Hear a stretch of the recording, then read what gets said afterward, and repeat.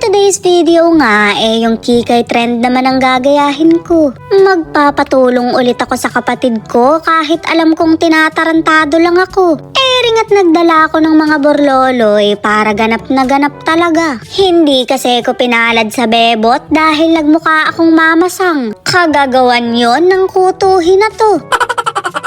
Malay nyo mare, dito siya sa Kikay bumawi. Umorder pa nga ako ng damit at dinamay ko na rin siya. Puro pang hubadera kasi yung damit ko kaya bumili na lang ako. Kaso mare, labas din yata ang sipit-sipitan ko rin eh. Wala na talaga akong ginawang tama.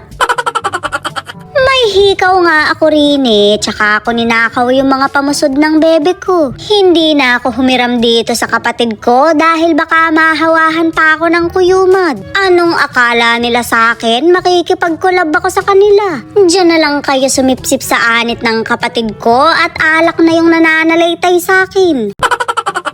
Ito Okay. Ayop ka, napakalaki na nga ng pisngi ko. Yung mata ko pa yung binablush unan mo. Nag-overthink nga ako kung babagay ba sa aking maging Kikay. Parang mas bagay sa'yo magtawas. Mabuti na lang at may potok din tong katabi ko kaya mag-collab na lang kami ng anghit. Eme! Duda talaga ako dito sa kapatid ko pero pinaubaya ko na yung kahihiyan ko. Sumasali na lang talaga yata ako sa trend para manggulo.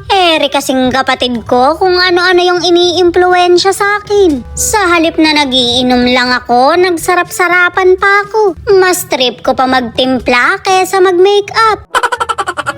Shoot, mare, nagmukha akong model ng Kojic. Gradient lips yung ginawa ko pero parang nasa palara ako ng Kojic. Mare, pamaypay na lang ang kulang. Magpupusod na nga ako ng buhok at ng hula-hula na lang ako. Ewan ko lang ha, pero parang hindi sa akin bagay yung sweet-sweet na atake. May pagka-dragon kasi ako pero itatry ko pa rin. Last ko na talaga to at masyadong matrabaho. Balik sa content na pag-inom na lang nalasing pa ako. Mare, nanggigigil talaga ako sa lipstick ko na to. Para akong kumain ng lechon kaya papalitan ko. Pink nga rin yung pinalit ko pero matte na. Hindi na ako mukhang model ng Kojic, St. Peter na. Ba't ba ganito? Sana ako regalo. Ikaw ang pinakapangat na regalo. Ba't ganyan? Tinarantado mo naman ako, ka. O diba, mukha akong lukarit na maraming sabit-sabit. Ayoko na nga sanang ituloy pero sayang naman yung effort ko. Pwede na yan mare kahit panggulo na lang ako. Kesa naman asbaran ko tong katabi ko dahil apura pa na nabutahi sa akin. Pag tinago ko yung suyod mo, iyak ka. Mga kantya pala pinuwi sa Pilipinas. Tcharan! Oh, loko. Yumite kudasai.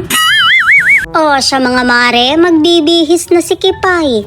Si Kikay pala, kaya abangan nyo na lang yung result. Huwag masyadong mag-expect ha, manginginom lang yung gumawa.